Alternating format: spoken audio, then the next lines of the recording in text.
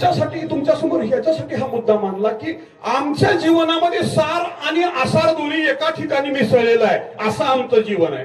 तुमच्याकडे मी सोपं उदाहरण ठेवतो. आमच्याकडे आता ज्वारी पेरले शेताकडे सगळीकडे ज्वारीचे कणस आले.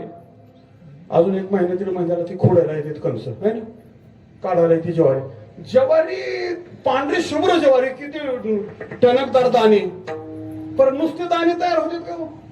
भुसकट नाही, गोंडर नाही, अशी ज्वारी तयार होते का? नाही होत. का तर ज्वारी तयार व्हायची असेल त्याच्यामध्ये भुसकट आणि गोंडर तयार व्हावंच लागतं, त्याच्याशिवाय ज्वारी तयार होत नाही. तसं आमच्यातले सद्गुण त्याच्याबरोबर दुर्गुण येतच असतात. आम्हाला एवढं करता आलं पाहिजे की त्याच्यातले दुर्गुण बाजूला काढायचे, नको ते बाजूला काढायचं आणि पाहिजे ते घ्यायचं. त्याला म्हणतात खळ, है ना. ज्वारी बाजूला काढून घेता यावी त्याला खळ करणारा शेतकरी म्हणतात.